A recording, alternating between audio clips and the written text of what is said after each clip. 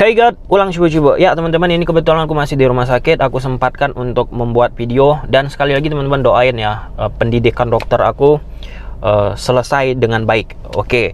Nah, jadi di video ini kita bakal membahas terkait tentang transfer yang terjadi di musim ini. Ini luar biasa teman-teman. Kepindahan Messi dari Barcelona ke PSG, kepindahan Ronaldo dari Juventus ke Man United. Kemudian di akhir-akhir transfer banyak sekali. Griezmann dipinjamkan FC Barcelona ke ATM. Kemudian Emerson dijual Barcelona ya, kurang lebih teman-teman ya, ke Spurs. Kemudian banyaklah lagi. Nah, jadi yang pertama kita bahas teman-teman terkait tentang Messi, PSG, dan Nuno Mendes. Nah, di akhir-akhir transfer teman-teman, penutupan transfer, PSG merekrut Nuno Mendes, seorang bek kiri yang berasal klub sebelumnya Sporting ya, Lisbon teman-teman, klub dari Portugal. Dia pinjam dengan uang 4 juta euro. Dan di klausulnya musim depan PSG bakal membeli dengan uang 40 juta euro. Ini menarik, Messi, PSG, Nuno Mendes. Apa maksud dari PSG untuk membeli Nuno Mendes? Mendasar, PSG ingin menerapkan apa yang ditreat oleh Jordi Alba di Barcelona. Jadi dengan kedatangan Nuno Mendes ini, PSG ingin mentreat Messi di PSG seperti apa yang ditreat Alba ketika Messi masih di FC Barcelona.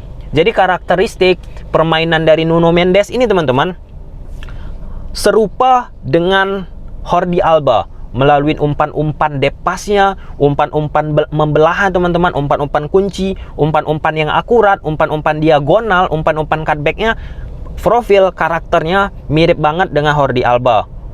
Plusnya, Nuno Mendes ini memiliki fisik yang lebih mumpuni ya, lebih kekar, kurang lebih seperti itu. Jadi pelatih Dewan Direksi PSG ini cukup jeli di akhir-akhir transfer agar bisa memanfaatkan, mengeluarkan potensi yang dimiliki oleh Messi melalui umpan-umpan cutback. Karena kalau kita lihat Mbappe kadang sedikit sedikit arogan, sedikit keras kepala, sedikit egois.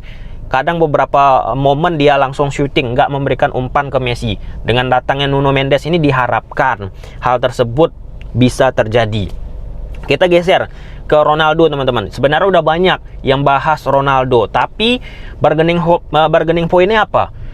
Kemarin Ronaldo memposting di Instagramnya. Jadi Ronaldo bilang nih bahwa kepindahannya dia ini untuk Ferguson.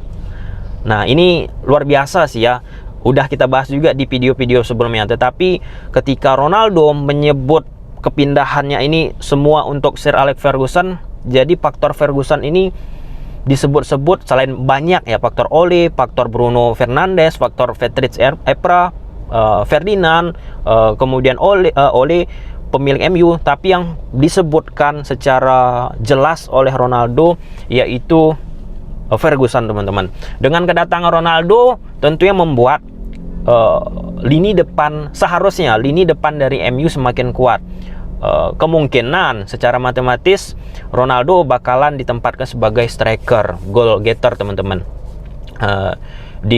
disokong oleh Bruno Fernandes di belakangnya. Ya Ronaldo kita udah tahu kemampuannya bagaimana, dan Messi juga ya Messi kita udah tahu kemampuannya bagaimana, dan kita lihat nanti bagaimana progres permainan Ronaldo. Dan nggak kebayang sih aku ketika Ronaldo datang lagi, balik lagi nyanyi supporter MU, Ferguson hadir, luar biasa sih ya. Ronaldo ini bakalan menyatukan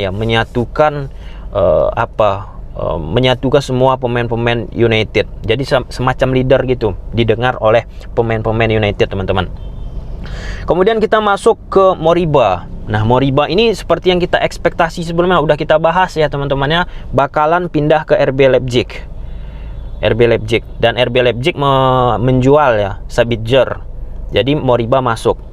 Nah, kalau di Barcelona ini udah keputusan yang sangat tepat, karena Moriba lebih mementingkan pulus uang, bukan lagi menit bermain. Itu seperti apa yang disampaikan oleh Ronald Koeman, seperti apa yang disampaikan oleh Juan Laporta. Orientasi dari Moriba ini udah uang. Itu bukan aku yang nyampaikan, tapi petinggi-petinggi FC Barcelona. Dengan keputusan seperti ini tentunya bakalan membuat kocek dari Barcelona setidaknya bertambah dari hasil penjualan Moriba, karena yang penting aset terbesar dari klub itu ya pemain. Ya, so dengan harga segitu cukup baik lah ya, kurang lebih 15 juta euro ya, 15 juta euro ataupun 20 juta euro itu masih menguntungkan bagi FC Barcelona, yang dimana musim depan Moriba free transfer. Jadi ini keputusan yang sangat tepat ya, selain memang pemain tersebut sudah tidak betah teman-teman.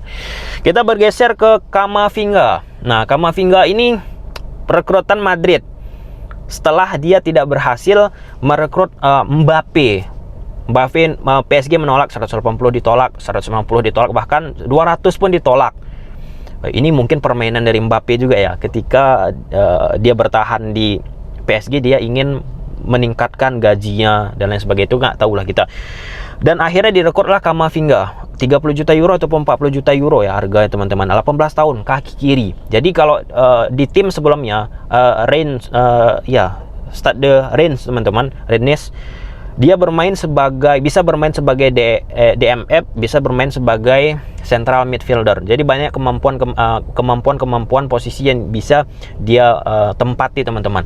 Hal yang paling mendasar, kenapa Madrid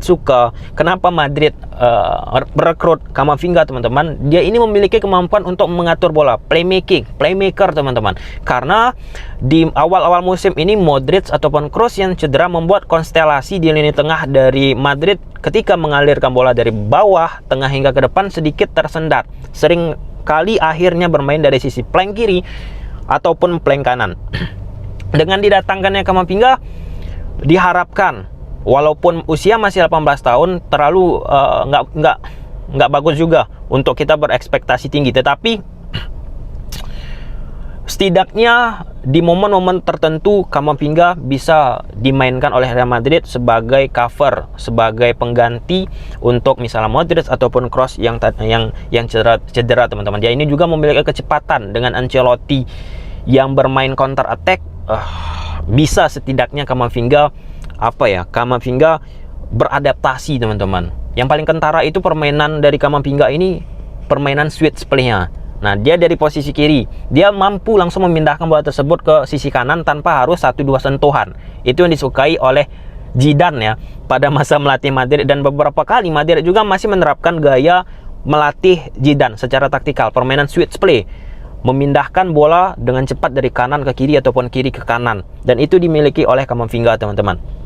Kemudian kita geser ke Saul teman-teman. Saul Niguez pindah ke Chelsea. Nah, ini pembelian yang cukup baik ya.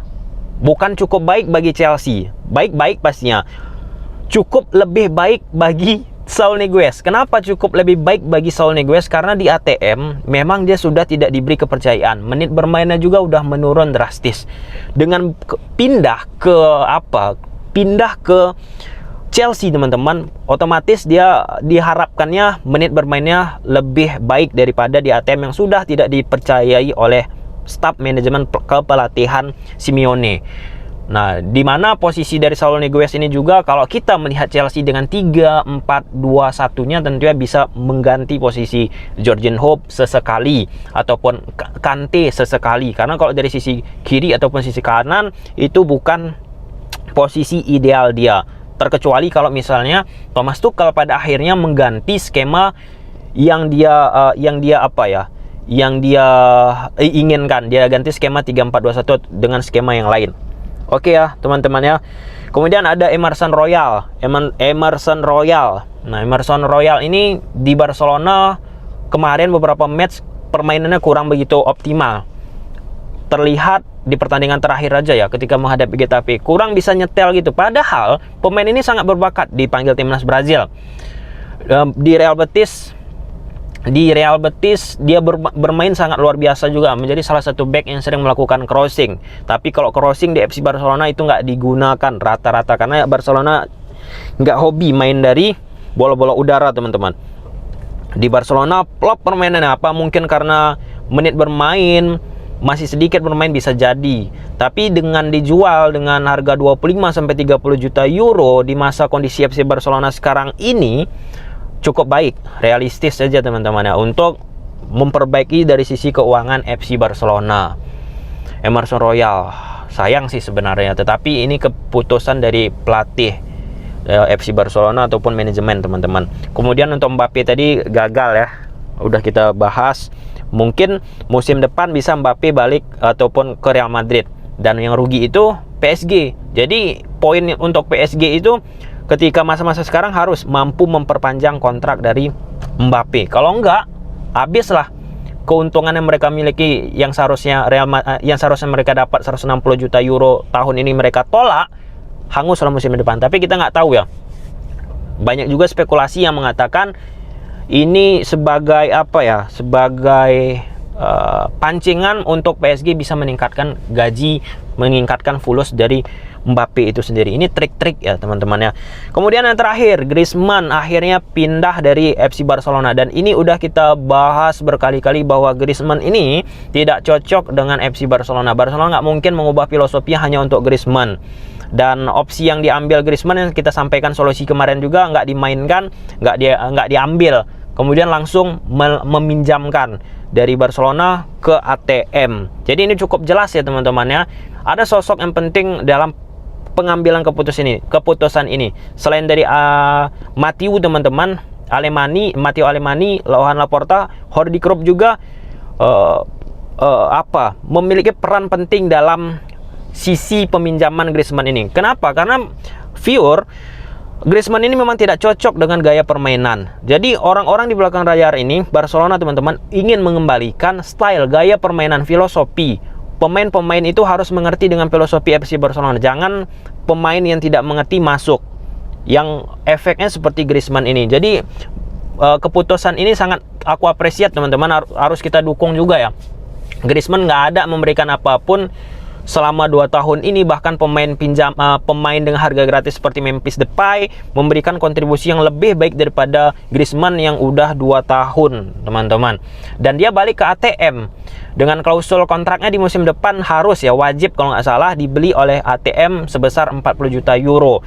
Walaupun harganya cukup rendah, tapi ini untuk menyelamatkan keuangan dari sisi FC Barcelona. Ini keputusan yang cukup baik ya, teman-teman. Kemudian ditukar dengan Luuk de Jong. Nah, banyak lagi yang mengomentari bahwa Lord datang lagi, udah bukan hanya Braithwaite sebagai Lord, tapi Luuk de Jong ini juga. Tapi kalau kita tarik rekor, keputusan untuk mengambil Luuk de Jong ini salah satu keputusan pasti diambil oleh Ronald Koeman, teman-teman. Karena kalau kita perhatikan pemain-pemain yang diinginkan Koeman, Memphis Depay dan lain sebagainya, bisa menunjukkan performa.